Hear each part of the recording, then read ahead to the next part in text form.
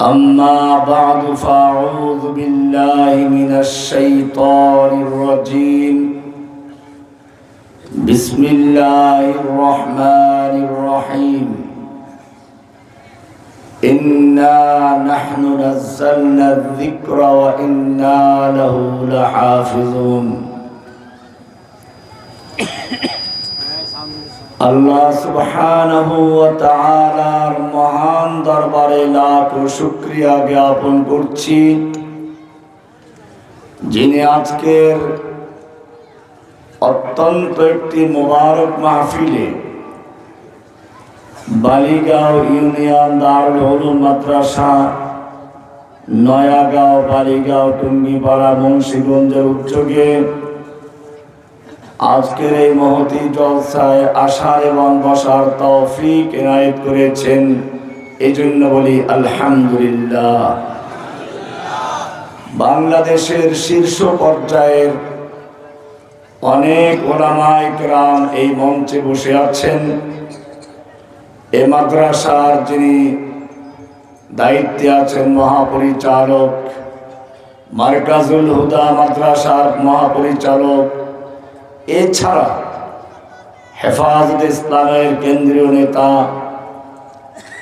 মাওলানা মুফতি আজহারুল ইসলাম সাহেব, হযরতুল আল্লাম মাওলানা ইদ্রিস নদভী হাফিজাহুল্লাহ তাআলা, এরকম মুফতি আব্দুল কুদ্দুস হাফিজাহুল্লাহ তাআলা ওয়া রাআহু, অসংখ্য উলামায়ে কেরাম এবং আপনারা যারা ভবিষ্যতের আলেম এবং যাদেরকে আজকে পাগড়ি প্রদান করা হলো, আমি তখন একটা কথা মনে মনে ভাবছিলাম, আল্লাহ রাব্বুল আলামিন কোরআনে কারীমকে মুসা আলাইহিস সালামকে যেভাবে পাথরের খণ্ডে লিখে দিয়েছিলেন সেরকম কেন দিলেন না? কেন কাগজের টুকরায় বা চামড়া টুকরায় লিখে দিলেন না? কেন কাঠের টুকরায় লিখে দিলেন না? আমার মনে হচ্ছিল কাঠের টুকরায় লিখে দিলে ঘুন পোকায় খেয়ে নষ্ট করার আশঙ্কা ছিল, কাগজে বা চামড়ায় লিখে দিলে ধুলাবালু পরে নষ্ট হয়ে যাওয়ার আশঙ্কা ছিল, পাথরের টুকরায় লিখে দিলে মুসা আলাইহিস সালামের হাত থেকে যেরকম পরে টুকরো টুকরো হয়েছিল ভেঙ্গে চুরমার হয়ে যাওয়ার আশঙ্কা ছিল। আল্লাহ রাব্বুল আলামিন সেজন্য কোরআনুল কারীমকে হেফাজত করার জন্য এমন এক ব্যবস্থা করলেন যা কোনো ঘুম পোকায় খেতে পারবে না, ধুলাবালু নষ্ট করতে পারবে না, হাতের থেকে ভেঙ্গে নষ্ট হবে না, এমনকি দুনিয়ার কোনো শক্তি তাকে ধ্বংস করতে পারবে না। আর তা হচ্ছে মুমিন বান্দা।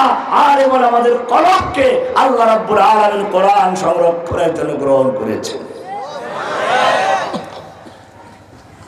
ইন্না নাহনু নাযালনা যিকরা ওয়া ইন্না লাহু লাহাফিজুন।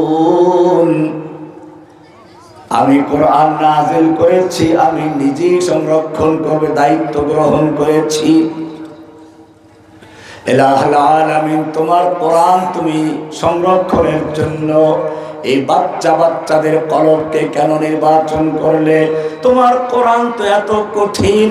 লাউ আনজালনা হাযাল কুরআন আলা জাবাল, এই কোরআন যদি পাহাড়ের উপরে নাজিল করতাম, লারাআইতাহু খাশিআম মুতাসাদ্দিআম মিন খাশিয়াতিল্লাহ, আল্লাহর ভয়ে পাহাড় চূর্ণ বিচূর্ণ হয়ে যেত। এত বড় মহান কোরআন, যেই কোরআনকে পাহাড়ের উপরে নাজিল করলে পাহাড় চূর্ণ বিচূর্ণ হয়ে যেত, যেই কোরআন সম্পর্কে আপনি নিজেই বলেছেন ইন্না সানুলকি আলাইকা কওলান সাকিলা, ভারী কোরআন নাজিল করতে যাচ্ছি। রব্বুল আলামিন এই ছোট ছোট বাচ্চারা, এই আলেমরা কি করে তাদের কলবের মধ্যে কোরআন সংরক্ষণ করবে? আমার কাছে মনে হচ্ছে সূর্যের আলো যেরকম ভাবে চাঁদের উপরে নিক্ষেপ করে ঠান্ডা করে তারপরে পৃথিবীতে প্রেরণ করেন, রাতে আমরা স্নিগ্ধ সুন্দর আলো পাই। ঠিক তেমনি ভাবে আল্লাহ রাব্বুল আলামিন কোরআনকে সর্বপ্রথম আমার নবীর কলবে নাজিল করে ঠান্ডা করে তারপরে আমাদের কলবে স্থানান্তর করেছে। কি সুন্দর হেফাজতের দায়িত্ব! নবীর কলবে কি করে এটাকে নাজিল করা হলো, সেটা কিভাবে বরদাস্ত করলো আল্লাহ রাব্বুল আলামিন সে উত্তর আগিয়ে দিয়েছেন। আলাম নাশরাহ লাকা সাদরাক, আমি আমার নবীর কলবকে সেই যোগ্য করে তৈরি করেছি। বারবার তার সিনাকে আমি চাক করেছি, পরিষ্কার করেছি। সিনাকে পরিষ্কার করে যেরকম ভাবে তোমাদের লোকেরা মহাশূন্যে যাত্রা করার জন্য অনেক আগের থেকে প্রস্তুতি গ্রহণ করে, আমি আমার নবীকেও কোরআন গ্রহণ করার জন্য, কোরআন তার কলবে নাজিল করার জন্য আমি তাকে তৈরি করেছি। তৈরি করে তার কলবকে পাহাড়ের চেয়েও শক্তিশালী করেছি। আর সেজন্য বলেছি ইন্না সানুলকি আলাইকা কওলান সাকিলা, ভারী কোরআন নাজিল করার জন্য আপনার কলবকে তার চেয়েও শক্তিশালী, তার চেয়েও ভারী করে নাজিল করেছি। এজন্য ইমাম গাজ্জালী রাহমাতুল্লাহ আলাইহিকে কেউ প্রশ্ন করেছিল কোরআন সম্পর্কে কিছু বলুন। উনি বলেছিলেন ये छोटा भी है, बड़ा भी है, मुश्किल भी है, आसान भी है। কোরআন ছোট বড়, মুশকিলও আবার আসান। লোকটা বলে এটা কেমন কথা, সব বিপরীত কথা। ছোট হলে বড় হবে না, বড় হলে ছোট হবে না।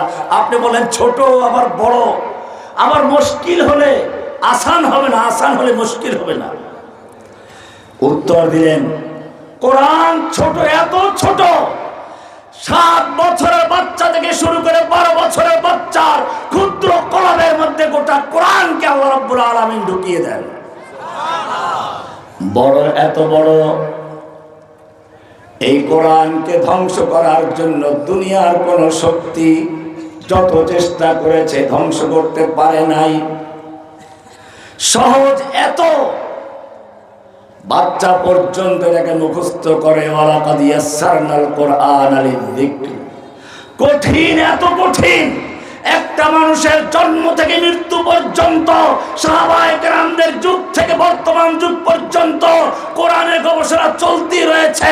যত গবেষণা চলে তত কোরআনের নতুনত্ব, কোরআনের ফাসাহাত, কোরআনের বালাগাত, কোরআনের তথ্য নতুন করে আবিষ্কার হতেই চলেছে।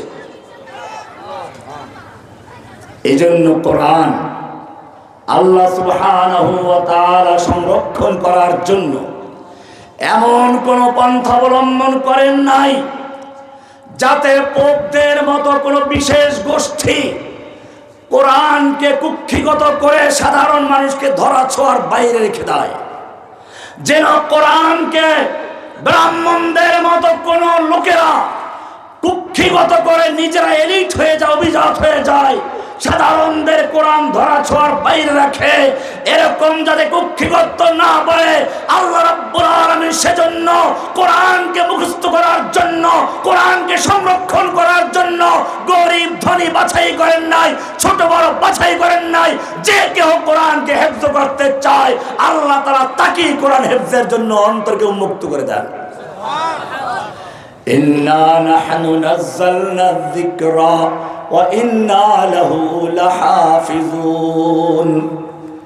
ইংরেজরা যখন ভারতবর্ষ দখল করেছিল,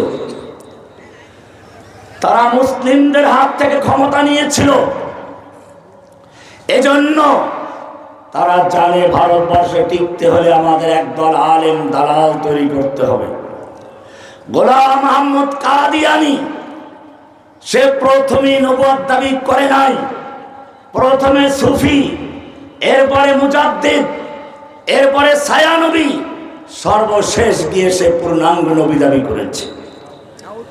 ইংরেজদেরকে তথ্য দিল যদি ভারতবর্ষে তোমরা টিকতে চাও, ক্ষমতা স্থায়ী করতে চাও, তোমাদের একমাত্র শত্রু, শুধুমাত্র শত্রু হচ্ছে মুসলিম জাতি। আর এই মুসলিম উম্মাহকে ততক্ষণ পর্যন্ত ধ্বংস করতে পারবে না যতক্ষণ পর্যন্ত তাদের মধ্যে কোরআন থাকবে, এই কোরআনকে ধ্বংস করতে হবে, আলেম ওলামাদেরকে ধ্বংস করতে হবে, মাদ্রাসা মসজিদ বন্ধ করতে হবে, তবেই কেবলমাত্র তোমরা ভারতবর্ষে স্থির হতে পারবে। ইতিহাস সাক্ষী, ডক্টর টমসন একজন ইংরেজ দার্শনিক এবং ঐতিহাসিক, তিনি লিখেছেন এরপর থেকে শুরু হলো ওলামায়ে কেরামদের হত্যা করা, ওলামায়ে কেরামদেরকে জীবন্ত অবস্থায় শুকরের চামড়ার ভিতরে ঢুকিয়ে ঘোড়ার পায়ের সঙ্গে বেঁধে দৌড়ানো হয়েছে। খায়বর থেকে চাঁদনী চক পর্যন্ত দিল্লির ট্রাঙ্ক রোডের রাস্তার দুপাশে এমন কোন বৃক্ষ ছিল না যার প্রত্যেকটা ডালে ডালে এক একজন আলেমকে ফাঁসিতে ঝুলানো না হয়েছিল। 3 লক্ষ কোরআনে কারীমকে একাত্র করে প্রতিদিন দিল্লি শাহী মসজিদের সামনে আগুনে পোড়ানো হয়েছে, মাদ্রাসাগুলো আগুন দিয়ে পুড়িয়ে দেওয়া হয়েছে, মসজিদগুলোকে ঘোড়া রাস্তা বানানো হয়েছে, ওলামায়ে কেরামদের বড় একটা অংশে মাল্টার দ্বীপে নির্বাসনে দেওয়া হলো, এমনি ভাবে ওলামায়ে কেরামদের ধ্বংস করা হলো। তারপরও দেখা গেল যে না, ভারতবর্ষ থেকে ইসলামের জাগরণ ধ্বংস হওয়া দূরের কথা, আরো দাবানলের মতো ছড়িয়ে যাচ্ছে, গোটা ভারত জুড়ে ইংরেজ বিরোধী আন্দোলন ছড়িয়ে যাচ্ছে। আবার দালালদেরকে ডাকলো, তোমাদের পরামর্শ অনুযায়ী কোরআন পড়িয়েছি, আলেমদেরকে হত্যা করেছি, মাদ্রাসা মসজিদ বন্ধ করে দিয়েছি, তারপরে মাদ্রাসা মসজিদ যাতে চলতে না পারে সেজন্য মসজিদ মাদ্রাসার অর্থ সমস্ত সম্পত্তি হিন্দুদেরকে জমিদারি দিয়েছি, বলো তারপরও কেন ইংরেজ বিরোধী আন্দোলন থেমে যাচ্ছে না, আরো চাঙ্গা হচ্ছে, ছড়িয়ে পড়ছে গোটা ভারত জুড়ে। এবারে দালালরা বিভিন্ন ছোট ছোট মাদ্রাসা মক্তব থেকে বাচ্চাদেরকে নিয়ে হাজির করলো, ইংরেজদের সামনে বলল, দেখো তোমরা যে মাদ্রাসা মসজিদ পুড়িয়েছ, ইটের আর কাঠের মাদ্রাসা পুড়িয়েছ, তোমরা যে আলেমদের হত্যা করেছ, একদল প্রবীণ আলেমদের হত্যা করেছ, তোমরা যেই ঘোড়া মসজিদগুলো জ্বালিয়ে দিয়েছ, এগুলো ইটের মসজিদগুলো জ্বালিয়েছ, জেনে রাখো এই ছোট ছোট বাচ্চাদের প্রত্যেকটা বাচ্চার কলমের ভিতরে গোটা 30 পারা কোরআন সংরক্ষিত আছে, এই কোরআনকে তোমাদের পক্ষে ধ্বংস করা সম্ভব নয়। ইন্না নাহনু নাযালনা যিকরা ওয়া ইন্না লাহু লাহাফিজুন। বলে তাহলে কি করা যায়? এইবার সবচেয়ে জঘন্য খেলা শুরু হলো। আলেমদের হত্যা করলে একদল হত্যা করেছে, আর এক দল তৈরি হবে, কিন্তু তারা এবারে পরিকল্পনা নিল কিছু দালাল তৈরি করার জন্য। এজন্য আপনারা দেখবেন ভারতবর্ষের ইসলামের ইতিহাস বলতে গেলেই কেবল চলে আসে সুফি সাধকদের মাধ্যমে ইসলাম প্রচারিত হয়েছে। কেবল দেখবেন সিনেমাগুলোতে, ভারতের সিনেমাগুলোতে মুসলমানরা ওই মাজারে গিয়ে তারপর দোয়া নেয়, রোগ ভালো হয়ে যায়, যুদ্ধে বিজয় লাভ করে, কেবল মাজার কেন্দ্রিক করার জন্য একটা চক্রান্ত হয়েছে। এর কারণ হচ্ছে এই মাজারপন্থী, বাউলপন্থী আর এইরকম ভাবে যারা মূর্তি পূজার পরিবর্তে হিন্দুরা যেমন মাটির উপরে রেখে মূর্তি পূজা করে, ওরা ওদের ধর্মের আল্লাহর ওলি যারা, ওদের ভাষায় যারা ওদের ধর্মের আল্লাহওয়ালা পীর বুজুর্গ যারা, এদের মারা গেলে পরে মূর্তি বানিয়ে তারপরে সেই মূর্তিকে শাড়ি পরায়, কাপড় পরায়, টাকা দেয়, পয়সা দেয়, খাওয়ান দেয়। এমনি ভাবে মুসলিমদেরকে শেখানো হলো তোমরাও তোমাদের ওলি বুজুর্গদেরকে মূর্তি তো তোমরা তৈরি করতে পারবে না, কারণ সরাসরি কোরআনের বিরোধিতা করা আছে, সেজন্য তোমাদের একটা কৌশল শিখিয়ে দেই। আমরা যেরকম ভাবে আমাদের আল্লাহর ওলিদেরকে, পীর বুজুর্গদেরকে মাটির উপরে মূর্তি রেখে তারপরে পূজা করি, ঠিক তোমরাও তোমাদের পীর বুজুর্গ মারা গেলে মাটির নিচে রেখে মাজার বানিয়ে তারপরে আমরা যেরকম মূর্তিকে কাপড় পরাই, তোমরা মাজারকে চাঁদা পরাও। আমরা যেরকম মূর্তির সামনে সেজদা করি, তোমরা মাজারে গিয়ে সেজদা করো। আমরা মূর্তির নামে মান্যত করি, তোমরা মাজারের নামে মান্যত করো। আমরা মূর্তির নামে পশু জবাই করি, তোমরা মাজারের নামে পশু জবাই করো। আমরা মূর্তিকে টাকা পয়সা দেয়, খাওয়ান দেয়, তোমরা ওদেরকে খাওয়ান দাও। তাহলে আর তোমাদের মধ্যে আমাদের মধ্যে কোনো ভেদাভেদ থাকবে না। এজন্য কোরআনের একটা আয়াত আমার কাছে খুবই চমৎকার মনে হয়। কেন আল্লাহ এটা বললেন? কি সুন্দর আয়াত! কোরআন আল্লাহর কালাম। কোরআন কার কালাম? কালাম মানে কথা, বাণী। কোরআন আল্লাহর কালাম। সরাসরি আল্লাহ মানুষের সঙ্গে কথা বলেন। যখন আল্লাহ কোরআনে বলেন ইয়া আইয়ুহান নাস, তার মানে হচ্ছে তুমি হিন্দু হও, বৌদ্ধ হও, খ্রিস্টান হও, মুসলিম হও, যেই হও না কেন, তোমার সঙ্গে সরাসরি আল্লাহ কথা বলছেন। কোরআন যখন বলে ইয়া আইয়ুহাল্লাযীনা আমানু, তার মানে হচ্ছে হে ঈমানদারগণ। এবারে শুধু ঈমানদারদের সঙ্গে আল্লাহ সরাসরি কথা বলছে। আমি আমার জীবনের একটা অত্যন্ত গুরুত্বপূর্ণ কথা আমি বলছি। জেলখানায় আমাকে রাখা হয়েছিল প্রথম কয়েক বছর এমন এক জায়গায়, সামনে একটা 6 তলা বিল্ডিং সম্পূর্ণ খালি, শতাব্দী বিল্ডিং, পিছনে আর একটা সৈকত 6 তলা বিল্ডিং খালি, মাঝখানে একটা বিল্ডিং শৈবাল, এটার 4 তলার ব্যাক সাইডে আমাকে রাখা হলো। সামনের দিকে খালি, পিছনে খালি, ডানে দেওয়াল, বামে দেওয়াল, এমন এক জায়গায় রাখা হলো। আমার রুমের সামনে বিশাল একটা মৌচাক এসে বাসা বাঁধলো, হাজার হাজার কবুতর আমার আশপাশে থাকে। এমন এক জায়গায় রাখা হলো যেন কারো সঙ্গে কথা বলা না যায়। আমার তখন মনে পড়লো আমাদের ইমাম আহমদ ইবনে হাম্বল রাহমাতুল্লাহি আলাইহি কারাগার থেকে ঘোষণা করেছিলেন আল কোরআনু কালামুল্লাহ, কোরআন হচ্ছে আল্লাহর কথা। আমি বললাম বাহ, পেয়ে গেছি, মানুষের সঙ্গে আমাকে কথা বলতে দেওয়া হবে না, প্রয়োজন নাই জেলখানার চোর বাটপারদের সঙ্গে কথা বলার। আমার যদি কথা বলতে হয়, সমস্ত কথা বন্ধ করে দেওয়া হয়, আমার আল্লাহর সঙ্গে কথা বলা বন্ধ করা যাবে না। আমি আল্লাহর সঙ্গে কথা বলার জন্য কোরআন হিফজ করা শুরু করে দিয়েছি।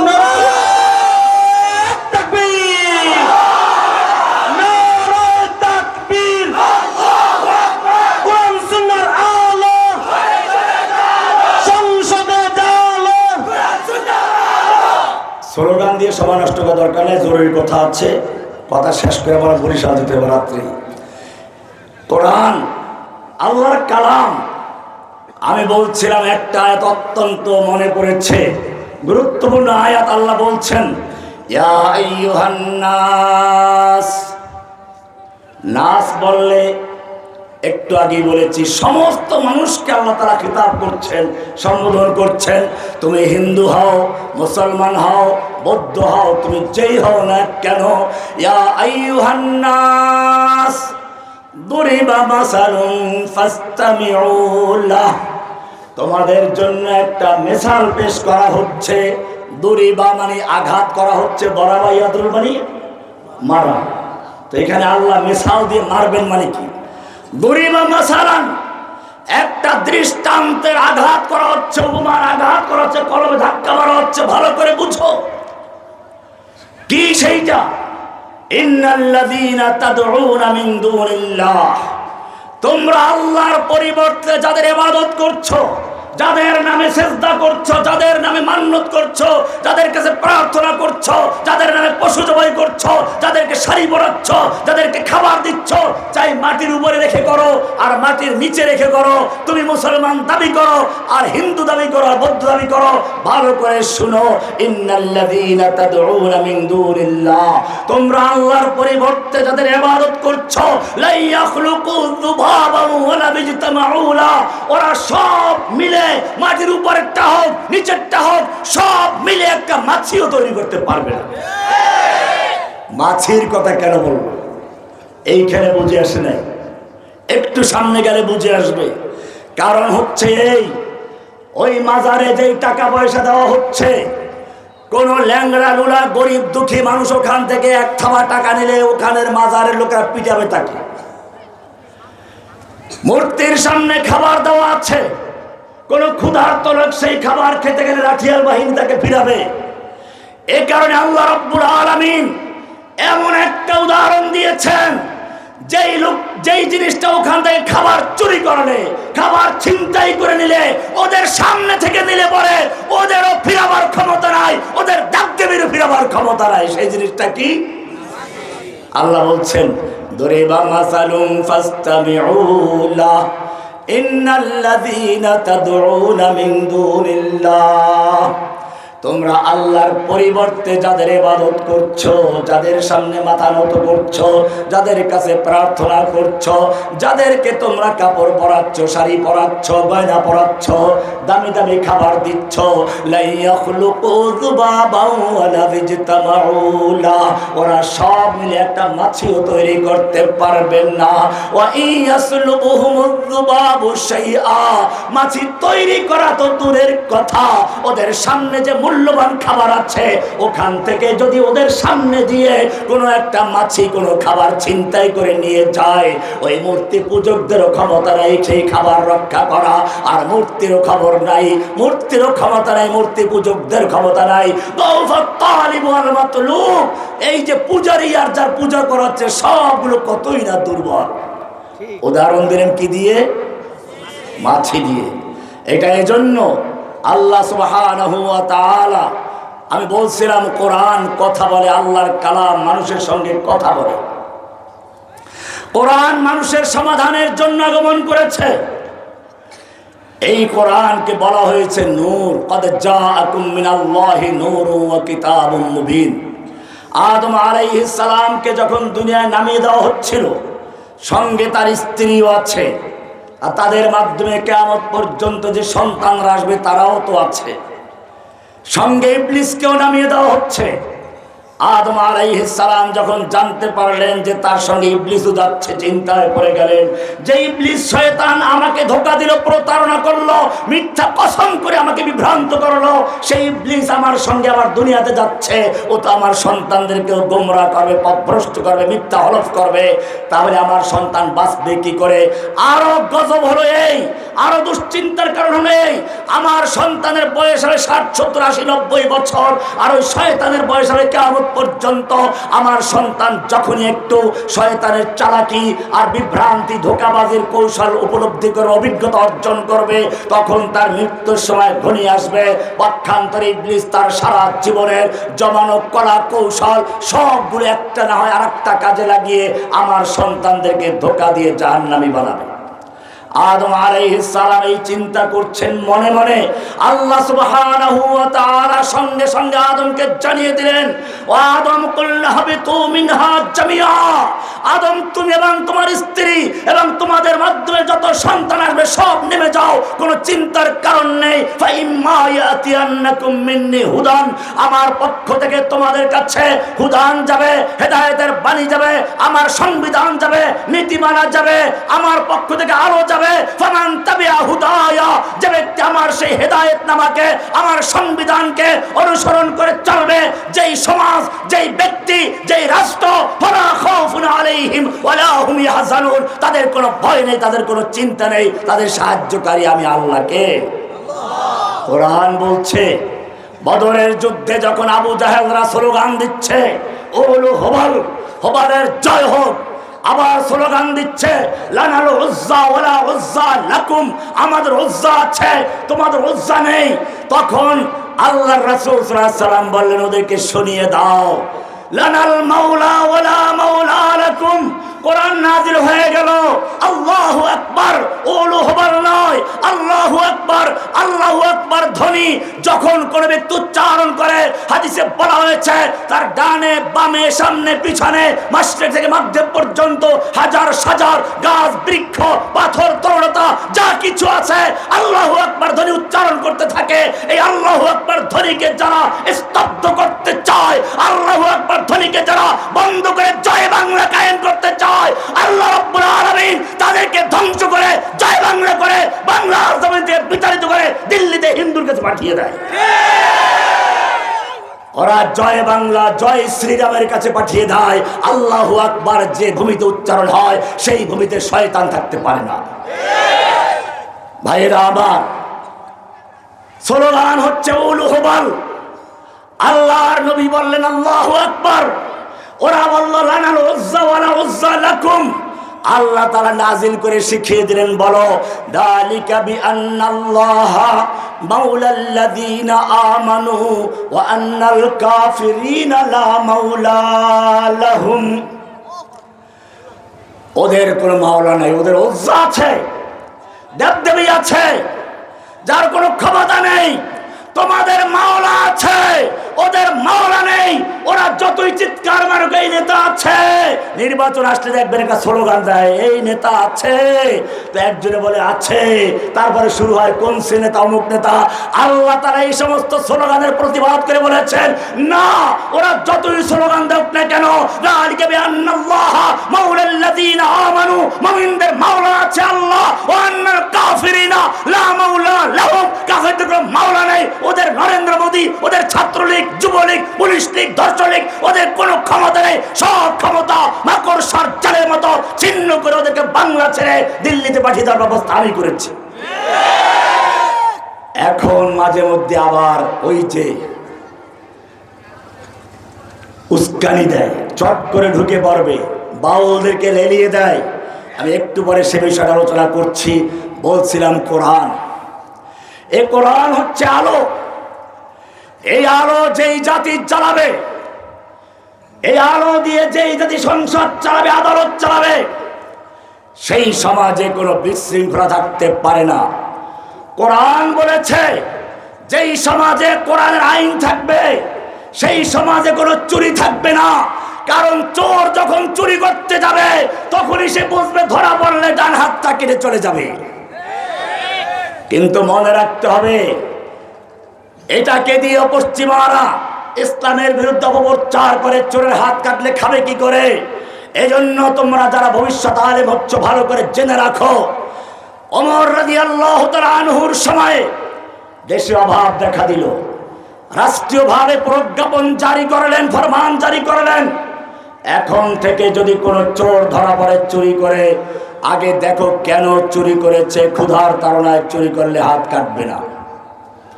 কি ক্ষমতা আছে ওমরের হাত কাটার বিধান রহিত করার? তিনি কেন করলেন? অথচ আল্লাহর রাসূল সাল্লাল্লাহু আলাইহি সাল্লাম বলেছেন, যখন মক্কার বিজয়ের পরে মাত্র 3 দিন চলে গেল, কুরাইশ বংশের একজন সম্ভ্রান্ত নারী, নামটাও নবী, আল্লাহ নবীর মেয়ে ফাতেমার নামে নাম চুরি করে বসলো। মক্কার লোকেরা, নেতারা চিন্তায় পড়ে গেল, এই মেয়ের হাত কাটা গেলে মক্কার কুরাইশ বংশের বদনাম হয়ে যাবে। সেজন্য তারা চিন্তা করলো, নবীর কাছে একটু যদি বলা যায় এই হাতটা না কাটা যায়, কিন্তু কে বলবে? সেজন্য আল্লাহর নবীর পালক নাতি ওসামা বিন যায়েদকে সবাই ধরলো।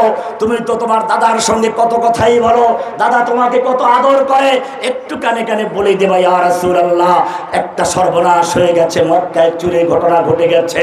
চুরিটা করেছে মক্কার এক সম্ভ্রান্ত নারী, কুরাইশ বংশের বনু মাখজুম শাখার গোত্র ফাতেমা। হাতটা কাটা গেলে কুরাইশ বংশের বদনাম হয়ে যাবে, আপনিও তো কুরাইশ বংশের লোক, বংশের কারণে আপনিও তো বদনামের ভাগীদার হয়ে যাবেন। তাছাড়া এই লোকগুলো মাত্র মক্কা বিজয়ের পরে ইসলাম কবুল করেছে, হাত কাটা গেলে আবার তারা মুরতাদ হয়ে যেতে পারে। এত ফজিলত বয়ান করে আল্লাহর নবীর কানে কথাটা পৌঁছানো হলো।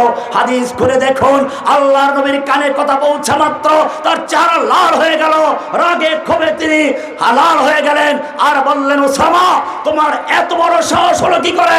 আতাশফাউ ফি হাদ্দিন মিন হুদুদিল্লাহ, আল্লাহর একটা আইনকে পরিবর্তন করার জন্য, আল্লাহর একটা বিধানের ব্যাপারে আমাকে সুপারিশ করছো?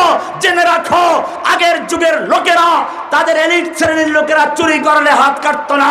তাদের এলিট শ্রেণী, তাদের ভিআইপি লোকেরা যদি চুরি করতো হাত কাটতো না, গরিবরা চুরি করলে হাত কাটতো। জেনে রাখো, কোরআন সেই শ্রেণী বিন্যাসকে ধ্বংস করে মানুষের মধ্যে ইনসাফ প্রতিষ্ঠার জন্য আগমন করেছে। জেনে রাখো, কুরাইশ বংশের মেয়ে ফাতেমা নয়, আল্লাহি ইন্না ফাতেমাতা বিনতে মুহাম্মদ সারাকাত। যদি আল্লাহর নবীর কলিজার টুকরা, মুহাম্মাদের কলিজার টুকরা ফাতেমা চুরি করত, লাকাতাতু ইয়াদাহা, আল্লাহর বিধান বাস্তবায়ন করার জন্য, ইনসাফ প্রতিষ্ঠার জন্য, সমাজে সাম্যতা প্রতিষ্ঠার জন্য আমি সেই ফাতেমার হাত কাটতেও দ্বিধা করতাম না।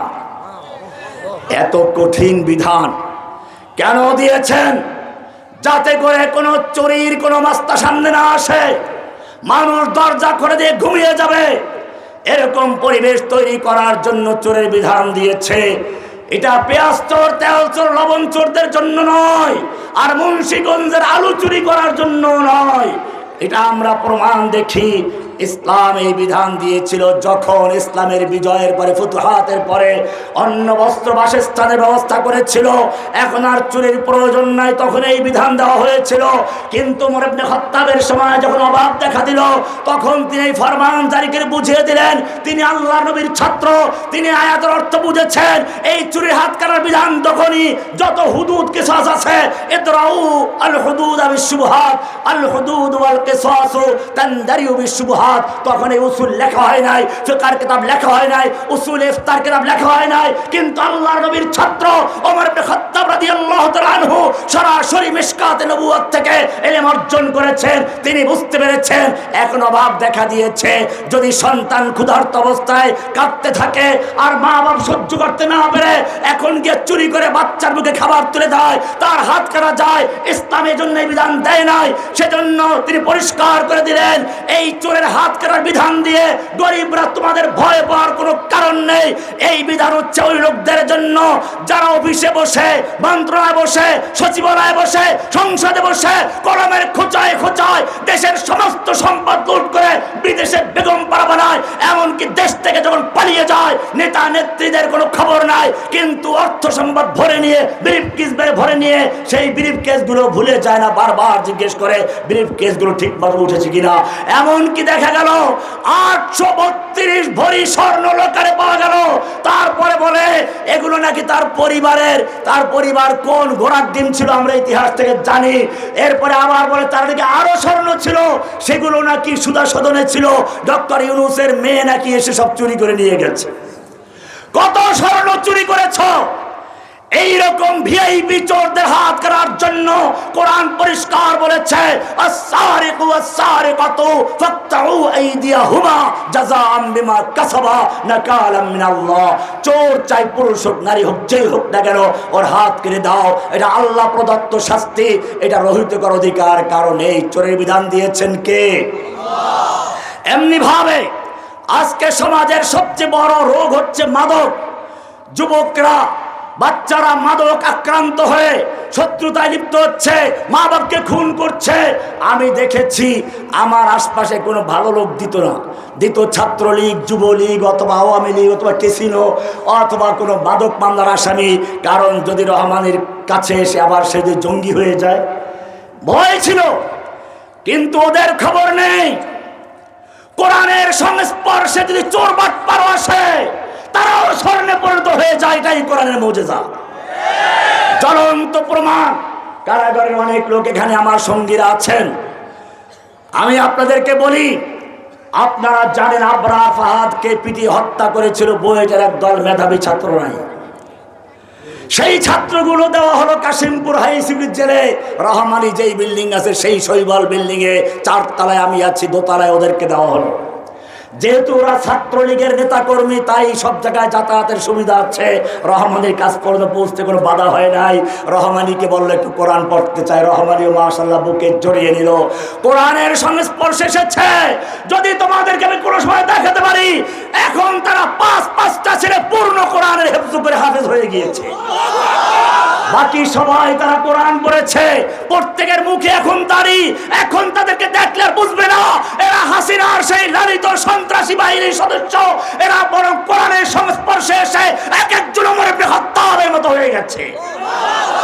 दुर्फेशानी ने तेरी कतरों को दरिया कर दिया, दुर्फेशानी ने तेरी कतरों को दरिया कर दिया, दिल को रोशन कर दिया, आँखों को बीना कर दिया। खुद न थे जो राह पर, खुद न थे जो राह पर, औरों के हादी बन गए। क्या नजर थी जिसने मुर्दों को मसीहा कर दिया। এটাই ছিল সেই কোরআন নূর। এই কোরআনের সংস্পর্শে ওমর এসেছে। ওমর সেই লৌহ মানব থেকে এমন এক মানবে পরিণত হয়েছেন, পিঠে করে আটা নিয়ে মানুষের ঘরে পৌঁছিয়ে দেন।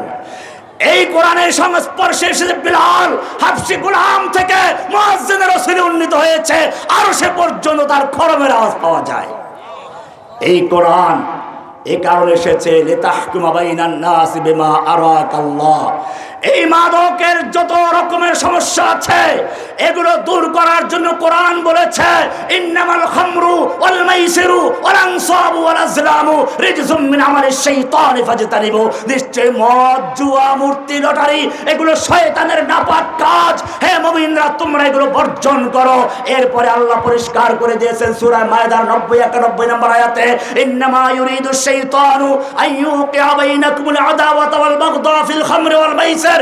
এই মদ এবং জুয়ার মাধ্যমে সমাজে অশান্তি সৃষ্টি করতে চায়, শত্রুতা সৃষ্টি করতে চায়, ভাই ভাইয়ে শত্রুতা, মা বাবার সাথে শত্রুতা, বন্ধু বান্ধব শত্রুতা, সমাজে চুরি, ডাকাতি, ছিনতাই, এসব মাদকের কারণে সৃষ্টি হয়। আল্লাহ রাব্বুল আলামিন সেজন্য মদকে হারাম করে দিয়েছেন। ও আমার জাতি, যেই মদকে আল্লাহ হারাম করে দিয়েছেন, সেই মদ যদি কোনো ব্যক্তি লাইসেন্স দিয়ে বৈধ করে দেয়, সে ব্যক্তি মুসলমান না কাফের? মদ খাইলে কাফের হয় না। মদ পান করলো কিন্তু সে জানে এটা হারাম, তাকে আমি কাফের বলি নাই। কিন্তু যদি কোনো ব্যক্তি আল্লাহর হারামকৃত সেই মদের লাইসেন্স দিয়ে বিশেষ বিশেষ বারে দোকানে অনুমোদন দিয়ে দেয়, বিশেষ লোকদেরকে খাওয়ার অনুমোদন দেয়, ও আমার জাতি, আল্লাহ রাব্বুল আলামিন যেই মদকে হারাম করেছেন, সেই মদকে লাইসেন্স দিয়ে যারা হালাল করে দেয়, তারা মুসলমান না কাফের? এরা আবার সমাজকে সুষ্ঠু পরিবেশ তৈরি করতে চায়। আল্লাহ রাব্বুল আলামিন এমনি ভাবে এক এক করে মানুষের বিবেককে সুস্থ রাখার জন্য মাদককে হারাম করেছেন, মালের নিরাপত্তা দেওয়ার জন্য মদকে হারাম করেছেন, বংশের নিরাপত্তা দেওয়ার জন্য কে কার বংশ জানা থাকবে না। কুত্তা যেমন তার মায়ের সঙ্গে জেনা করে, জাহিলি যুগে সেটাই হতো, একটা মেয়ে 10টা পুরুষের সঙ্গে জেনা করত, এরপর বাচ্চা হলে পরে 10 জনকে হাজির করা হতো, মেয়ে যাকে বলতো সেই তার বাবা হতো, কোনো বংশের পরিচয় ছিল না। আল্লাহ রাব্বুল আলামিন মানুষকে আশরাফুল মাখলুকাত সৃষ্টি করেছেন, বংশের পরিচয় দিয়েছেন। একটা মেয়ে এক সময় তার বাবার মেয়ে হয়, তারপরে স্ত্রী হয়, তারপরে আবার তার স্ত্রী, তারপরে বুড়ো হয়ে যায়। এইভাবে তাদের মধ্যে আল্লাহ সম্পর্ক স্থাপন করেছেন। অনেক লম্বা অনেকগুলো আয়াত আছে, আমি সেদিকে যাচ্ছি না। বুড়ো হলে পরে সৌন্দর্য থাকে না। কোরআন বলছে প্রথম যুগে যখন বিয়ে করে যুবক যুবতী, তাদের একরকম আকর্ষণ থাকে, লিতাসকুনু ইলাইহা, তার কাছে গিয়ে প্রশান্তি লাভ করে।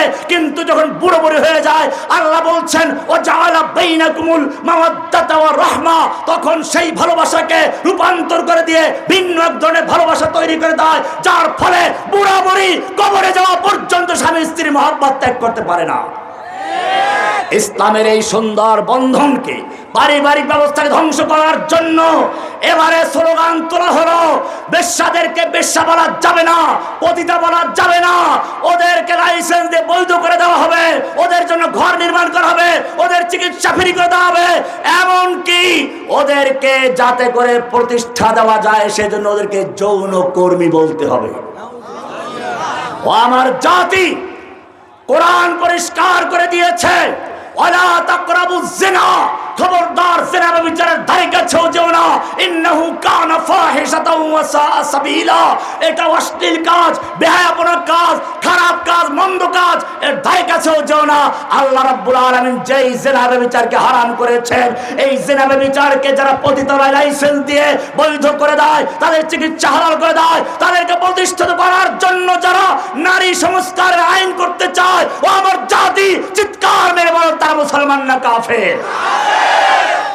এক এক করে বলতে গেলে অনেক সময় লাগবে। অর্থনীতির দিকটা যদি যাই, আল্লাহ তাআলা যাকাত ফরজ করেছেন, তার মানে হচ্ছে সমাজের অর্থনৈতিক ভারসাম্য তৈরি করার জন্য, লিকাই লা ইয়াকুনা দুলাতাম বাইনাল আগনিয়া মিনকুম, ধনীরা যেন ধনী হয়ে না যায়, গরিবরা গরিব না হয়, সেজন্য ধনীদের অর্থ থেকে গরিবদের হক আদায় করা।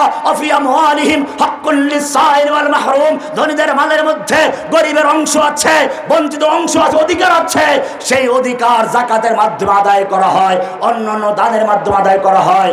কিন্তু তার বিপরীতে সুদ তৈরি করে দিয়ে যেখানে যাকাত বলে ধনীদের থেকে নাও, গরিবদেরকে দাও, তার বিপরীতে সুদ হচ্ছে গরিবের থেকে নাও, ধনীদেরকে দাও।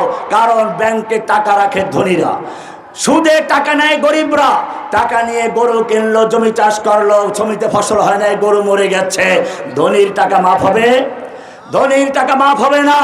বরং ওই সুদের টাকার সঙ্গে আরো সুদ যুক্ত বড় হবে, সেই সুদের উপরে সুদ আসবে। দেখা যায় সুদ নিয়ে চলে 1 লাখ, এখন 5 লাখ আদায় করার পরেও তার সুদ পূর্ণ হয় নাই। এটাকে বলে চক্রবৃদ্ধি আকারে সুদ। কোরআন বলছে ওয়ালা তাকুলুর রিবা রিবা আদআফান মুদাআফা, এই চক্রবৃদ্ধিকে তোমরা সুদ খেও না। কোরআন প্রতিবাদ করেছে ওয়াহাল্লাল্লাহুল বাইআ ওয়া হাররামার রিবা, আল্লাহ সুদকে হারাম করেছেন আর ব্যবসাকে হালাল করেছেন। এরপরে আরেকটু সামনে গিয়ে বলছেন ইয়া আইয়ুহাল্লাযীনা আমানুত্তাকুল্লাহ, হে ঈমানদারগণ তোমরা আল্লাহকে ভয় করো, ওয়া তারু মা বাকিয়া মিনার রিবা ইন কুনতুম মুমিনিন, যদি সত্যিকার মুমিন হয়ে থাকো তাহলে তোমাদের যত পাওনা সুদ আছে, বকেয়া সুদ আছে, সব বর্জন করে দাও সত্যিকার মুমিন হয়ে থাকলে। ফাইন লাম তাফআলু, আল্লাহর বিধান জানার পরেও যদি সুদ বর্জন করতে না পারো, ফাযানু বিহারবিন মিনাল্লাহি ওয়া রাসূলিহি, তাহলে আল্লাহ এবং তার রাসূলের সঙ্গে যুদ্ধ করার জন্য প্রস্তুত হয়ে যাও। এত কঠিন করে আল্লাহ রাব্বুল আলামিন যেই সুদকে হারাম করেছেন, ও আমার জাতি, সেই সুদকে লাইসেন্স দিয়ে যারা সোনালী ব্যাংকে, রূপালী ব্যাংকে, পুবালী ব্যাংকে সব জায়গায় সুদের বৈধতা দিয়েছে, সুদকে হালাল করে দিয়েছে, সে ব্যক্তি মুসলমান না কাফের? এই জন্য কোরআন এবারে আসল জায়গায় আসো। কোরআন বলছে, কোরআন এইবারে বলছে আমাদের উদ্দেশ্য করে। আমি শুরুতে বলেছিলাম কোরআন কথা বলে, এইবারে প্রত্যেকের সঙ্গে কোরআন কথা বলছে। সূরা নিসা 60 নম্বর আয়াত আল্লাহ বলছেন আলাম তারা ইলাল্লাযীনা ইয়াজউমুনা আন্নাহুম আমানু বিমা উনজিলা ইলাইকা ওয়া মা উনজিলা মিন ক্বাবলিক। হে নবী, আলাম তারা, তুমি কি দেখো নাই? তুমি আলাম তারা, তোমার কি চোখ নাই? আলাম তারা, তোমার কি চক্ষু নাই? তুমি কি দেখো না? আল্লাযীনা ইয়াজউমুনা আন্নাহুম আমানু বিমা উনজিলা ইলাইকা ওয়া মা উনজিলা মিন ক্বাবলিক, ওই লোকগুলোকে যারা দাবি করে তারা কোরআন মানে, আপনার প্রতি নাযিলকৃত কিতাবের প্রতি ঈমান এনেছে। ওয়া মা উনজিলা মিন ক্বাবলিকা, আপনার পূর্বে যত কিতাব নাযিল হয়েছে সব কিতাবের উপর ঈমান এনেছে, সব মানে। কিন্তু যখন বলা হয় এই কিতাব দিয়ে কেন তাহলে আদালত চলে না? এই কিতাব দিয়েই তো আল্লাহর নবী শাসন করেছেন, এই কিতাব দিয়ে ওমর শাসন করেছে, এই কিতাব দিয়ে আবু বকর শাসন করেছে, এই কিতাব দিয়ে উসমান শাসন করেছে। তুমি যদি সত্যিকার অর্থে কোরআনকে বিশ্বাস করো, তুমি নাকি কোরআন পড়া ছাড়া কোনোদিন সকালে নাস্তাও করতে যাও না, কোরআন পড়া ছাড়া নাকি তোমার কোনোদিন ঘুম হয় না, তাহলে এই কোরআনের শাসন কায়েম করো। আল্লাহ বলছেন না, তখন তারা মানতে রাজি না। ইউরিদুনা ইয়াতাহাকামু ইলাত তাগুত, তখন তারা আল্লাহর বিধানকে বাদ দিয়ে ব্রিটিশের তৈরি করা তাগুতের আইন দিয়ে তারা বিচার ফয়সালা করে, ওই সংসদে তৈরি করা বিধান দিয়ে তারা বিচার ফয়সালা করে। অমুসলিম পরিষ্কার জেনে রাখো, তাগুত মানে হচ্ছে যারা আল্লাহর আইনকে বাতিল করে দিয়ে বিকল্প আইন তৈরি করলো, আল্লাহর হারামকৃত মদকে যারা লাইসেন্স দিয়ে হালাল করলো, আল্লাহর হারামকৃত জেনাবে বিচারকে যারা লাইসেন্স দিয়ে যারা পতিতালয়কে হালাল করে দিল, আল্লাহর সুদকে হারাম করেছেন, এই সুদকে লাইসেন্স দিয়ে যারা সোনালী ব্যাংক, রূপালী ব্যাংক, পুবালী ব্যাংক, বাউয়া ব্যাংক, কোনো ব্যাংকে যারা সুদকে হালাল করে দিয়েছে, আল্লাহ বলছেন এগুলো তাগুত। ওই মক্কার খানায় কাবায় 360 মূর্তি ছিল, লোকেরা তাদের পূজা করত, ওরা আল্লাহর আইন বাতিল করার ক্ষমতা ওদের ছিল না, আল্লাহর আইনকে বাতিল করে বিকল্প আইন তৈরি করার ক্ষমতা ছিল না, ওদের তৈরি করা আইনই নাই। ওই আইন না মানলে কেউ পুলিশ ছিল না, ওরা কাউকে জেলে ঢুকাইতে পারতো না।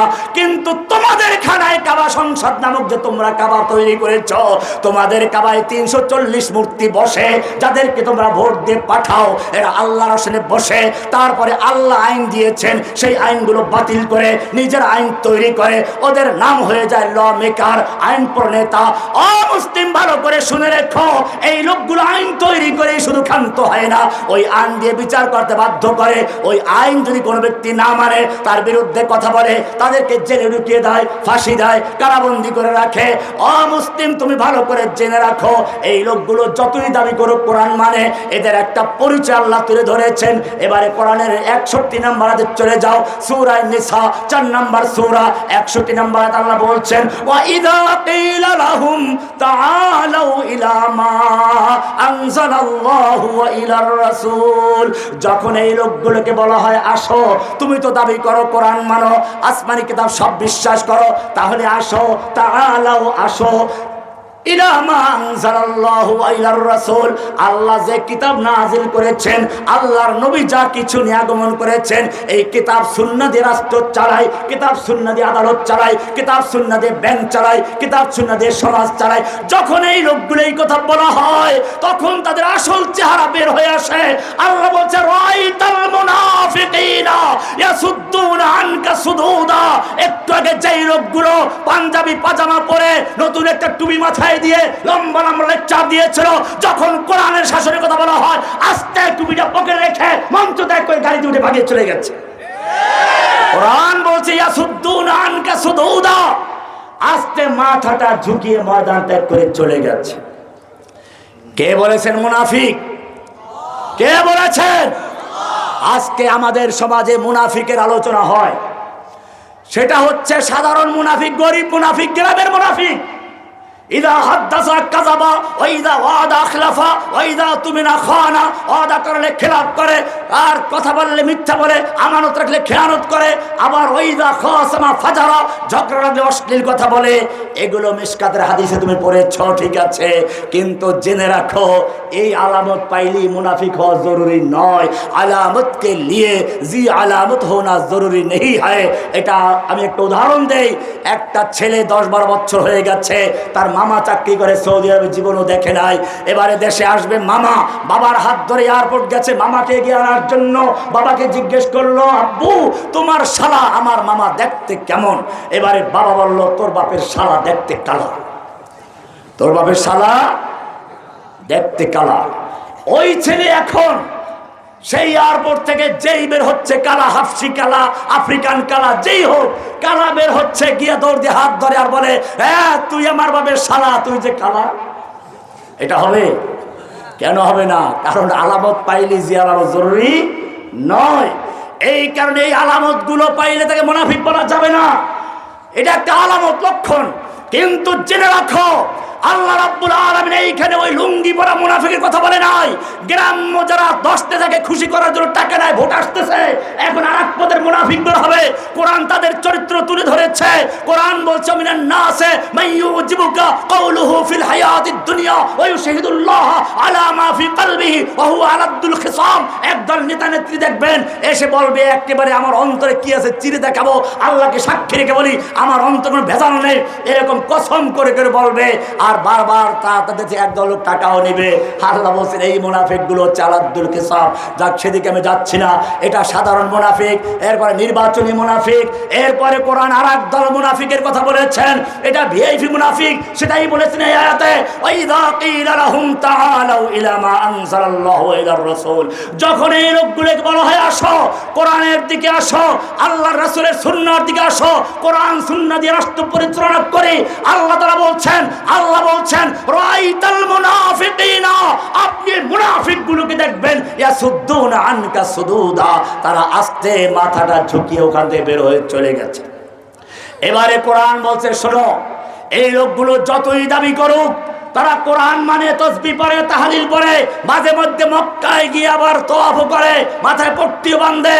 এর আল্লামা ইকবাল বলেছেন, হজ্জে কাবা ভিকিয়া গঙ্গা কা স্নান ভিলিয়া, খুশ রাহে আল্লাহ ভি শয়তান ভি নারাজ না, খুশ রাহে আল্লাহ ভি শয়তান ভি নারাজ না হো। এরা ওই দলের লোক। আল্লাহ এবারে বলছেন কোরআনের সূরা নিসা 65 নম্বর আল্লাহ বলছেন, ফালা ওয়া রাব্বিকা লা ইউমিনুনা হাত্তা ইউহাক্কিমুকা ফীমা শাজারা বাইনাহুম। হে নবী, ওরা যতই দাবি করুক, ওরা কোরআনের উপর ঈমান এনেছে, কোরআন পড়া ছাড়া নাস্তা করে না। ফালা ওয়া রাব্বিকা লা ইউমিনুন, আপনার রবের কসম ওরা মুমিন হতে পারে না, হাত্তা ইউহাক্কিমুকা ফীমা শাজারা বাইনাহুম, যতক্ষণ পর্যন্ত তাদের পারস্পরিক মামলা মোকদ্দমার ক্ষেত্রে, বিচার ফয়সালার ক্ষেত্রে আপনার আদালতে বিচার না নিয়ে আসবে, আপনার প্রতি নাযিলকৃত কোরআন দিয়ে সুন্নাহ দিয়ে বিচার ফয়সালা না করবে, সুম্মা লা ইয়াজিদু ফি আনফুসিহিম হারাজাম মিম্মা কাদাইতা, আপনি যেই বিচার করবেন, আপনি যেই শাসন করবেন,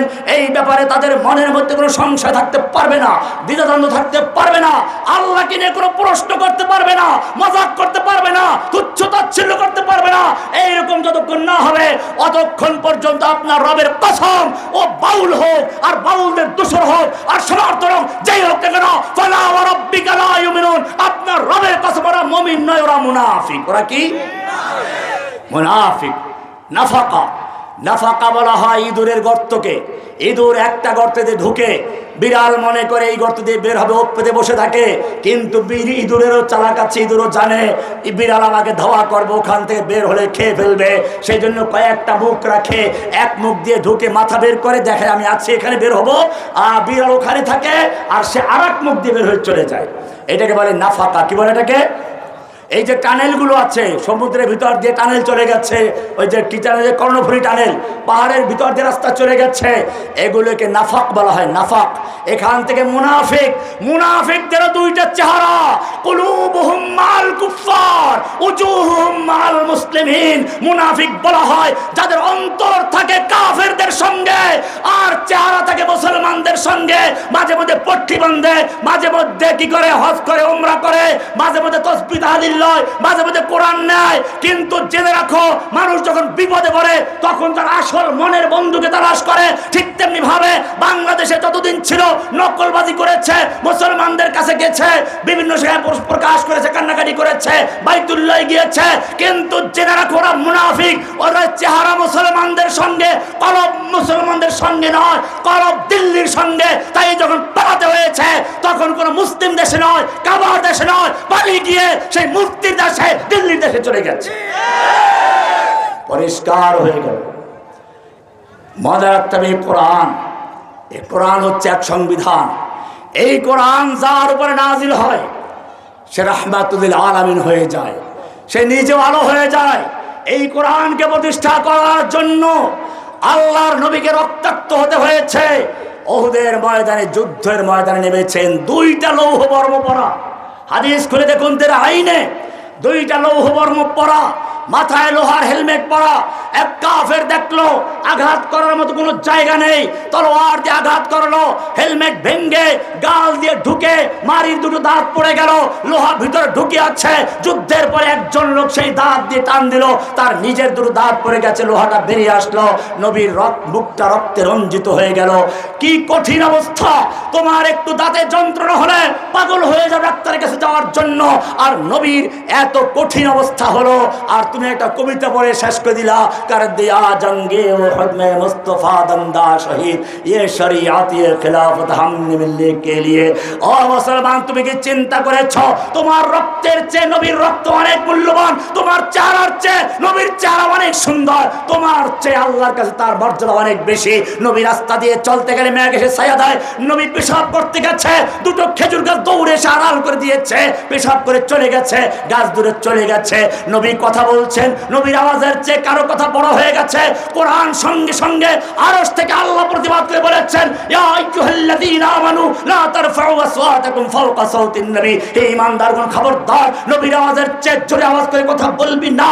এমনটা যদি করিস আনতাহবাতা আমালুকুম ওয়া আনতুম লা তাশউরুন, তোদের জীবনের যত নামাজ, রোজা, হজ, যাকাত সব বরবাদ হয়ে যাবে, টের পাবি না। নবীর সামনে কথা বললে ওহী নাযিল হয়ে যায়। নবীর সামনে কেউ ডাকাডাকি করলে কোরআন বলছে, লা তাজআলু দুআ আর-রাসূল বাইনাকুম কাদুআই বাযিকুম বাযা, তোমরা যেমন একে অপরকে ডাকাডাকি করো, নবীকে সেরকম ডাকবে না। আল্লাহ সুবহানাহু ওয়া তাআলা আরো দেখাচ্ছেন, কোরআন নাজিল হচ্ছে কোরআন মুখস্থ করার জন্য। হেফজখানার বাচ্চারা যেরকম ঠোঁট নাড়াচাড়া করে মুখস্থ করে, নবী ঠোঁট নাড়াচাড়া করে মুখস্থ করতে শুরু করেছেন। আল্লাহ রাব্বুল আলামিন আরশ থেকে সেই ঠোঁটের নাড়াচাড়া লক্ষ্য করছেন আর বললেন, লা তুহাররিক বিহি লিসানাকা লিতাজালা বি। হে নবী, কোরআনকে দ্রুত মুখস্থ করার জন্য ঠোঁট নাড়াচাড়া করার কোনো প্রয়োজন নেই। ইন্না আলাইনা জামাহু ওয়া কুরআনা, গোটা কোরআনকে নূর বানিয়ে আপনার সিনায় জমা করে দেওয়ার দায়িত্ব আমি আল্লাহ নিজে গ্রহণ করেছি।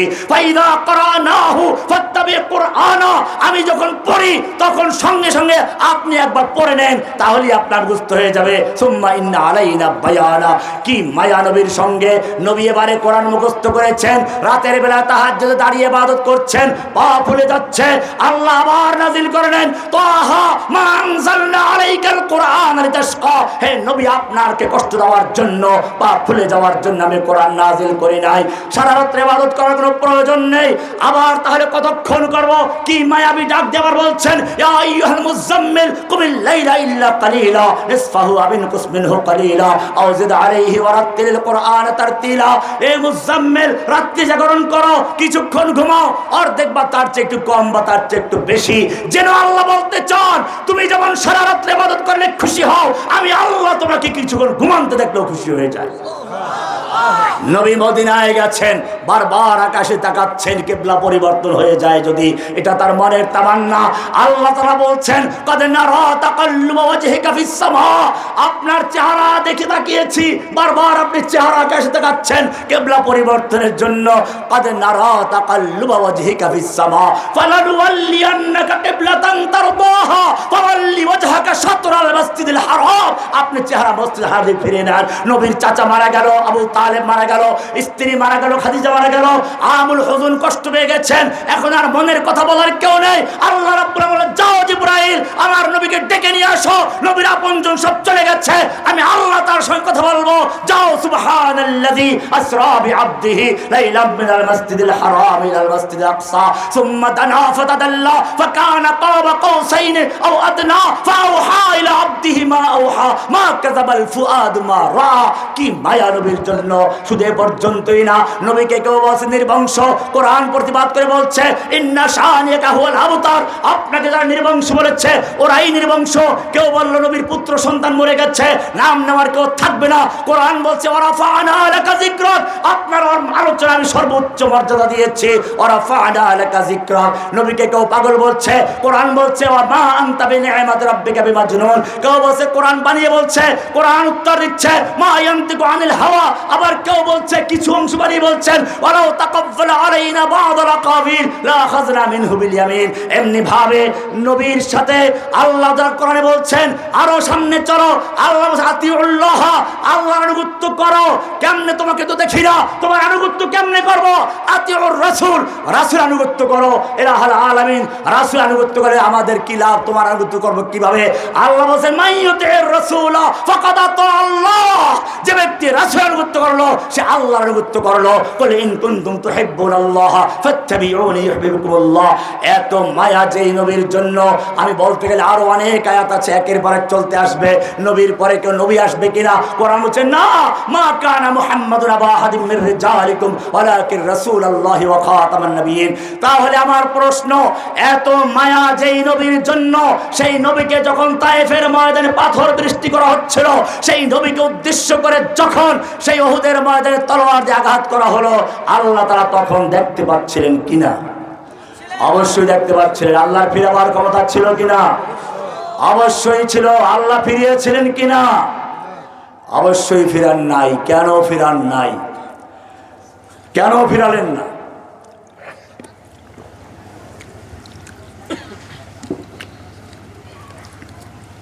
মুফতি আজহারুল ইসলাম সাহেবের সাথে আমি ধরেন রাস্তায় হাঁটতেছি, ওনার এলাকায় পরিচিত আছে, ক্ষমতা আছে, ওনার সামনে আমাকে একজন খুব মারধর করলো, উনি ফিরান নাই, সম্পর্ক থাকবে? আর আল্লাহ রাব্বুল আলামিন দেখলেন তার প্রিয় হাবিবকে মারা হচ্ছে, তলোয়ার দিয়ে আঘাত করা হচ্ছে, কেন তিনি ফিরান নাই? তার কি ক্ষমতা দুর্বল হয়ে গিয়েছিল? কোরআন বলছে না, তাকে ভুলেও যায় নাই। অদ্দুহা ওয়াল্লাইলি ইযা সাজা মা ওয়াদ্দাআকা রাব্বুকা মা ক্বালা। হে নবী, আপনাকে আপনার রব ছেড়েও দেন নাই, আপনার প্রতি সন্তুষ্ট হন নাই। বলে তাহলে আমাকে এত মারলো, তুমি কেন ফিরাও নাই? এবারে কোরআন বলতে শুনো, আম হাসিবতুম আন তাদখুলুল জান্নাতা ওয়ালাম্মা ইয়াতিকুম মাসালুল লাযীনা খালাউ মিন ক্বাবলিকুম মাসাতুমুল বাসাউ ওয়াদ-দাররাউ ওয়াযুলজিলু হাত্তা ইয়াকুলার রাসূলু ওয়াল্লাযীনা আমানু মা'হু মাতা নাসরুল্লাহ।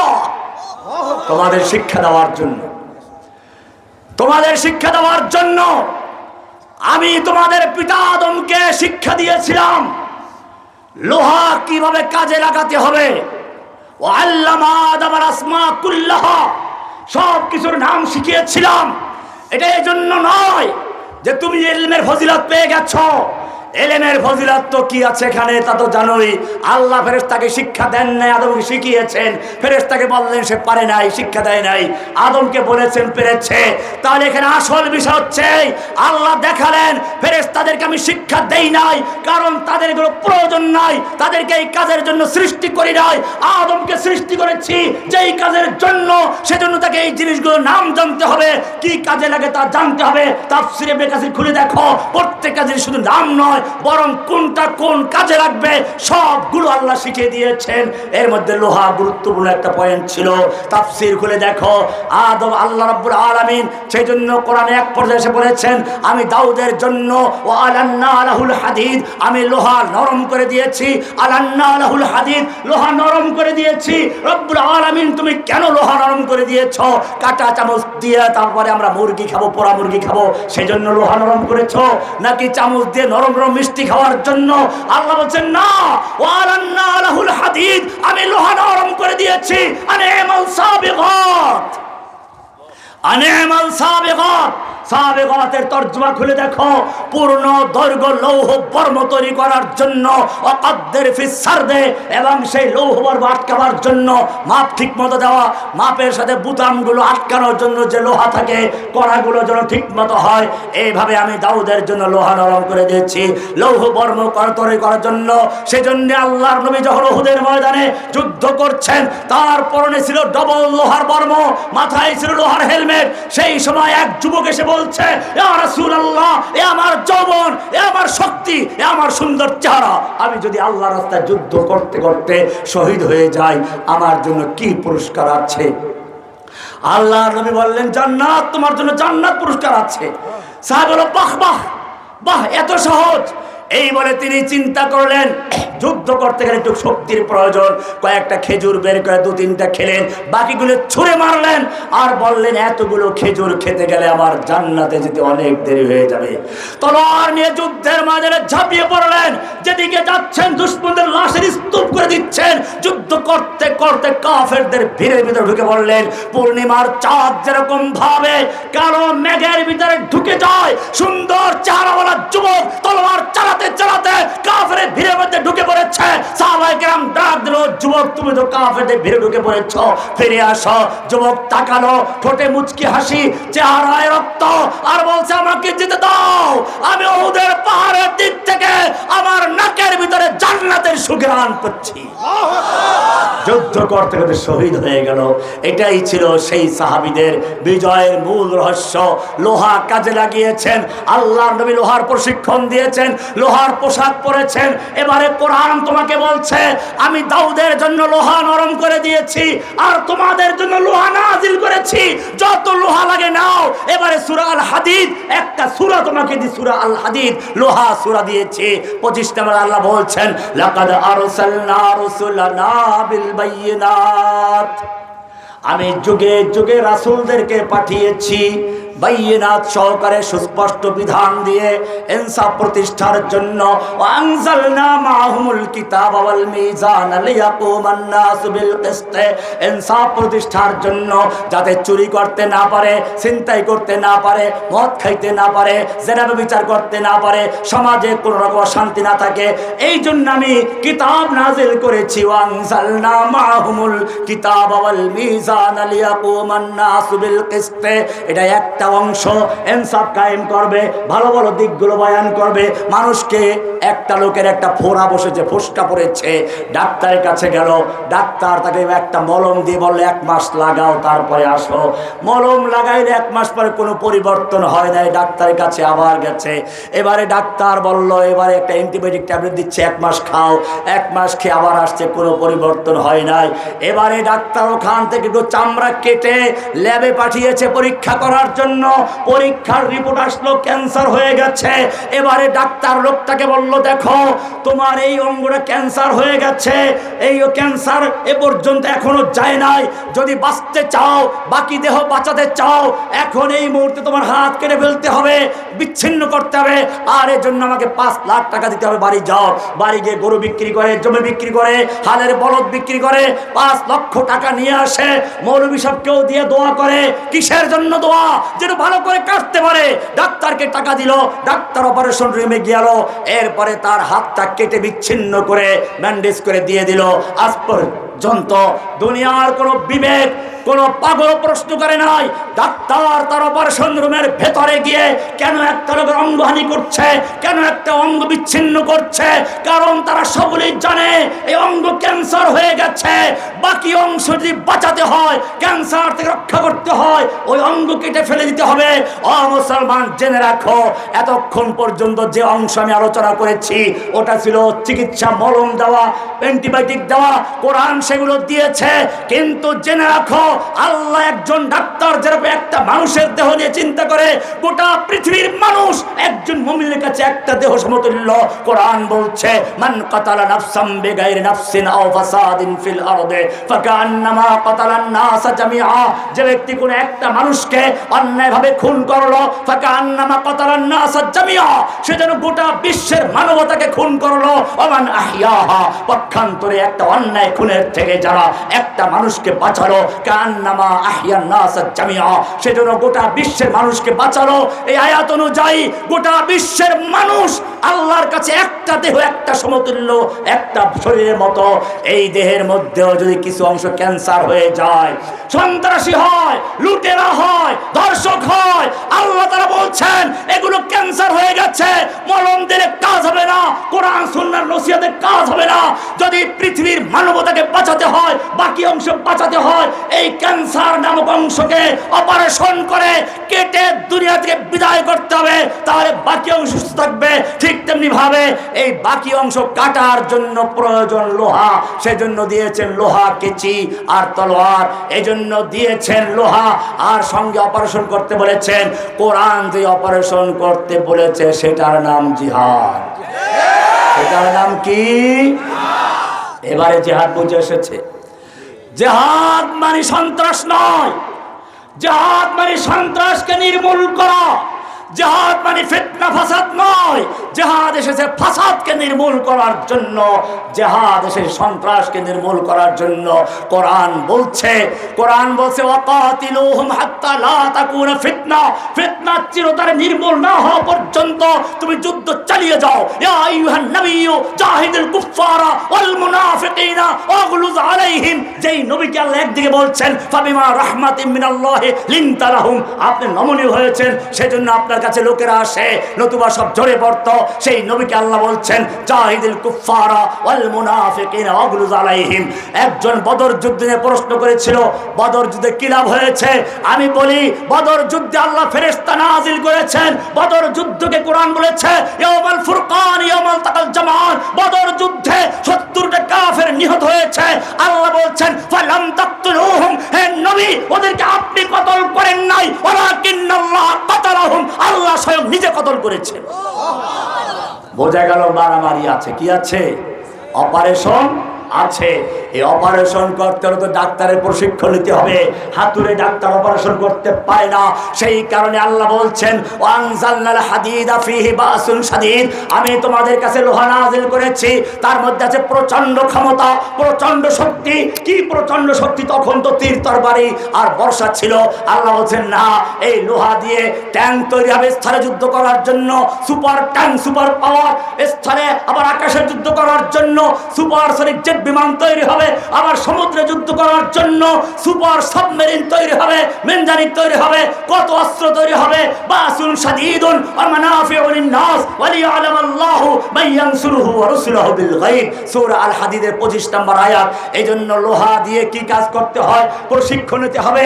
ওই যে মুফতি আব্দুল কুদ্দুস সাহেব বলেছেন, প্রশিক্ষণ নিয়েছেন, কমান্ডার দায়িত্ব পালন করেছেন। কোরআন বলছে সালাতের জন্য যেরকম ওযুর প্রয়োজন, এরকম ভাবে আল্লাহর জমিনে আল্লাহর দ্বীন কায়েম করতে হলে তোমাকে লোহা কেমনে তৈরি করতে হয়, কেমনে ব্যবহার করতে হয়, সে প্রশিক্ষণ নিতে হবে। কোরআন বলছে ওয়াইদু লাহুম মাস্তাতাতুম মিন কুওয়া, তুমি ওদের সাথে মোকাবেলা করার জন্য মিছিল করলে চলবে না। লক্ষ মানুষের মিছিল শাপলা চত্বরে করেছ, লক্ষ মিছিল তোমরা দিল্লি বাইতুল মুকাররমে করো, লক্ষ লক্ষ মিছিল তোমরা ফিলিস্তিনে করেছ, সারা দুনিয়ায় করেছ, কেউ তোমাদের কথা শুনে না।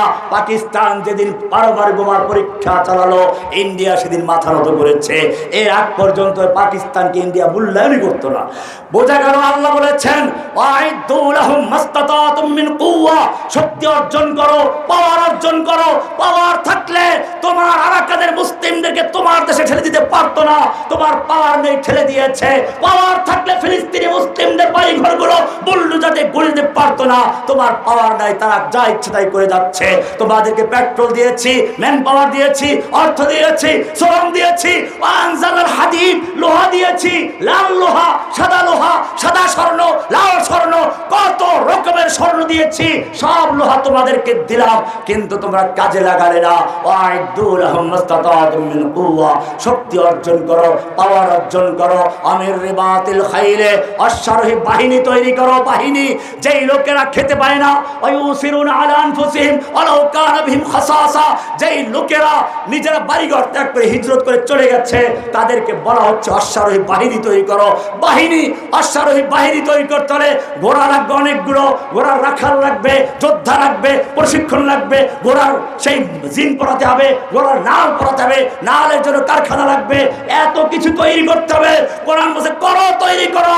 তুরহিবুনা বিহি আদুওয়াল্লাহি ওয়া আদুওয়াকুম, তোমাদের দুশমন আল্লাহর দুশমনদেরকে ভীত সন্ত্রস্ত করে রাখো। যদি তোমাদের এই পাওয়ার থাকে, অস্ত্র থাকে, ওরা তোমাদের ভয়ে থরথর করে কাঁপবে। এটাই ছিল মুসলিমদের মূল জায়গাটা। দুইটা জায়গা ছিল, একদিকে যালিকা বিআন্নাল্লাহা মাওলাল্লাযীনা আমানু ওয়া আন্নাল কাফিরিনা লা মাওলা লাহুম, একদিকে ছিল সেই কুওয়াতে ঈমানি, আর একদিকে ছিল সেই আসলেহা, শক্তি, যুদ্ধ করার মতো শক্তি ছিল। যে কারণে আপনারা জানেন রোম সম্রাটের দরবারে একজন মুসলিমের গালে একজন কাফের থাপ্পড় মেরে উল্লাস করছিল। তখন আমির মুআবিয়া রাদিয়াল্লাহু তাআলা খলিফাতুল মুসলিমিন ওইখানে চিৎকার মেরে সে বলেছিল, আমির মুআবিয়া, মুসলিমদের খলিফা হয়ে বসে আছো, বড় কিয়ামতের মাঠে কি জবাব দিবে? আমাকে উপহাস করা হচ্ছে, তুচ্ছ-তাচ্ছিল্য করা হচ্ছে। আমির মুআবিয়ার গোয়েন্দা ছিল সেখানে রাদিয়াল্লাহু তাআলা আনহু, গোয়েন্দা ছিল। আমির মুআবিয়ার কাছে খবর পৌঁছে আসলো, তার ঘুম হারাম হয়ে গেল, খাবার বন্ধ হয়ে গেল। গোয়েন্দাদেরকে ডেকে বলল, যত অর্থ লাগে অস্ত্র লাগে নাও, আমি চাই যত দ্রুত সময়ে পারো ওই মুসলিম ভাইকে উদ্ধার করে নিয়ে আসো, আর ওই কাফেরটাকেও নিয়ে আসো। যথাসময়ে ধরে আনা হলো। এবারে মুসলিম খলিফা বললেন, ওহে মুসলিম ভাই, রোম সম্রাটের দরবারে বসে তোমার গালে যেই কাফের থাপ্পড় মেরেছিল, এই কাফের তোমার সামনে বসে আছে, থাপ্পড় মেরে প্রতিশোধ নিয়ে নাও। প্রতিশোধ নিয়ে নিল। এবারে আমির মুআবিয়া রাদিয়াল্লাহু তাআলা বললেন, ওহে কাফের, আমি তোকে হত্যা করব না, তোর কোনো ক্ষতি করব না, বরং রোম সম্রাটের দরবার পর্যন্ত যাওয়ার জন্য নিরাপদ ব্যবস্থা করে দিচ্ছি। রোমের দরবারে গিয়ে জানিয়ে দিবি, মুসলিমদের গালে থাপ্পড় মেরে কেউ উল্লাস করে না, মুসলিম তা বরদাস্ত করে না, প্রতিশোধ নিয়ে ছাড়ে। এই বার্তা পৌঁছে দেওয়ার জন্য তোকে রোম দরবারে পৌঁছে দিচ্ছি। পরিষ্কার হয়ে গেল, এই ছিল মুসলিমদের শক্তির উৎস। এই শক্তি যাদের ছিল, আফ্রিকার জঙ্গলের কাছে মঞ্চ তৈরি করে ভাষণ দিল, ওহে জঙ্গলের হিংস্র প্রাণী, শুনে রাখো, আমরা আল্লাহর দ্বীন কায়েমের জন্য এসেছি, আমাদের যে জঙ্গল খালি করে দাও। ইতিহাস সাক্ষী, বাঘের কাতারে, সাপের কাতারে, উল্লু ভুল্লু সব কাতার বন্দী হয়ে ময়দান ত্যাগ করে চলে গেছে। এটাই ছিল মুসলিমদের শক্তির উৎস। দুইটা জিনিস ছিল, একদিকে তাওহীদ আর একদিকে হাদিদ। কয়টা হলো? সূরা হাদিদের 25 নম্বর আয়াত সে কথাই বলেছে, ওয়ানজালনাল হাদিদ ফীহি বাসুন শাদীদুন ওয়া মানাফিউ লিন-নাস ওয়া লিয়ালামাল্লাহু মান ইয়ানসুরুহু ওয়া রুসুলাহু বিল গায়ব। কি সুন্দর করে আল্লাহ বলেছেন, দুইটা জিনিস তোমাদের লাগবে। ও বড় বৈশাল আলেমরা ভালো করে শুনে রাখো। একদিকে ওয়ানজালনাল কিতাব, কিতাব নাজিল করেছেন, কিতাবের ইলম তোমাদের অর্জন করা হবে। जो इल्म में कच्चा रहेगा वो हर जगह में कच्चा रहेगा, जो इल्म में पक्का बनेगा वो हर जगह पक्का बनेगा। আমাদের দেওবন্দের উস্তাদ বলেছিলেন যে আমাদের ছাত্রদের নসিহত করতে গিয়ে, तालिब इल्म के लिए सबसे अहम चीज है इल्म के मैदान में गोता लगाना, इल्म अर्जन करा। एरपरे তিনি বলেছিলেন, जो इल्म में कच्चा रहेगा वो हर जगह में कच्चा रहेगा, और जो इल्म में पक्का बनेगा वो हर जगह में पक्का बनेगा। এজন্য প্রথম কাজ হচ্ছে আনজালনাল কিতাব, কিতাব নাজিল করেছেন, কিতাবের ইলম অর্জন করা, লিয়াকুমান নাস বিল কিসতে, ইনসাফ প্রতিষ্ঠার জন্য। আর দ্বিতীয় হচ্ছে হাদিদ, লোহা নাজিল করেছেন, লোহা তোমাকে চামচ বানিয়ে খাওয়ার জন্য নয়, লোহা তোমাকে চুমো খাওয়ার জন্য নয়। লোহা নাজিল করেছেন আনিমাল সাবিগাতিন, কোরআনে স্পষ্ট উল্লেখ করে দিয়েছে। এবারে তোমার শক্তি আছে, শক্তি অর্জন হয়ে গেছে। এইবারে কোরআন তোমাকে বলছে সূরা নিসার 75 নম্বর আয়াত আল্লাহ আহ্বান করছেন ওয়ালাকুম লা তুকাতিলুনা ফি সাবিলিল্লাহ। এখন তোমার ইলম অর্জন হয়ে গেছে, লোহার অর্জন হয়ে গেছে, শক্তি অর্জন হয়ে গেছে। এখন আর বসে থাকলে চলবে না। এখন সেই যেভাবে রাজা দাহিরের কারাগার থেকে আওয়াজ এসেছিল, মুহাম্মদ বিন কাসেম ছুটে এসেছিল, যেরকম ভাবে সেই গৌর গোবিন্দর কারাগার থেকে আহ্বান এসেছিল, শাহজালাল ছুটেছিল, তোমাদেরকেও এখন আহ্বান আসছে ওয়ালাকুম লা তুকাতিলুনা ফি সাবিলিল্লাহ। ও যুবকেরা, তোমাদের কি হলো? তোমরা আল্লাহর রাস্তায় লড়াই করছো না। লা তুকাতিলুনা ফি সাবিলিল্লাহ ওয়াল মুস্তাদআফিনা মিনার রিজাল ওয়ান নিসা ওয়াল ওয়ালদান। অথচ অসহায় নারী, শিশু আর সেই বৃদ্ধরা ফরিয়াদ করে বলছে রব্বানা রব্বানা আখরিজনা মিন হাযিহিল ক্বরিয়াতিজ যালিমি আহলুহা। হে আমাদের রব, তুমি আমাদেরকে জালিম ও দূষিত জনপদ থেকে বের করে নাও, উদ্ধার করো। ওয়াজআল লানা মিন লাদুনকা ওয়ালিয়া, আমাদের উদ্ধার করার জন্য তোমার পক্ষ থেকে ওলি পাঠাও, নেতা পাঠাও, অভিভাবক পাঠাও। ওয়াজআল লানা মিন লাদুনকা নাসীরা, আমাদের জন্য তোমার পক্ষ থেকে সাহায্যকারী পাঠাও। ও যুবকেরা, এই আহ্বান তোমাদের কাছে আসছে ফিলিস্তিন থেকে, কাশ্মীর থেকে, আরাকান থেকে, বাংলাদেশের প্রত্যেকটা কারাগার থেকে। এই আহ্বান এখন চলে আসছে মানিকগঞ্জের ময়দান থেকে, যেখানে আল্লাহকে তুচ্ছ-তাচ্ছিল্য করা হয়েছে, আল্লাহকে অপমান করেছে। ও আমার জাতি, যদি প্রয়োজন হয় এই সমস্ত নাস্তিক মুরতাদদের জন্য এবং এই সমস্ত বাউলদের বিরুদ্ধে যুদ্ধ করার জন্য প্রয়োজনে আবার যদি ময়দানে ঝাঁপিয়ে পড়তে হয়, তোমরা তৈরি আছো ইনশাআল্লাহ। লিল্লাহি তাকবীর। फिर तुझे एक बार करनी है जहां की रहबरी, फिर तुझे एक बार करनी है जहां की रहबरी, उठ खुदा के नाम लेकर फिर आलम बरदार बन। तू शाहीन है, परवाज है काम तेरा, तेरे सामने आसमां और भी है। औकाबी रूह जब बेदार होती है जवानों में, नजर आती है मंजिल उनको आसमानों में। तंदिए बाद मुखालिफ से ना घबराए औकाब, ये तो चलती है तुझे ऊंचा उड़ाने के लिए। सबक पर फिर सदाकत का, अदालत का, शजाअत का, लिया जाएगा काम तुझसे दुनिया के इमामत का। व आखिर दावाना अल्हम्दुलिल्लाहि रब्बिल आलमीन। अस्सलामु अलैकुम व रहमतुल्लाहि व बरकातुहू।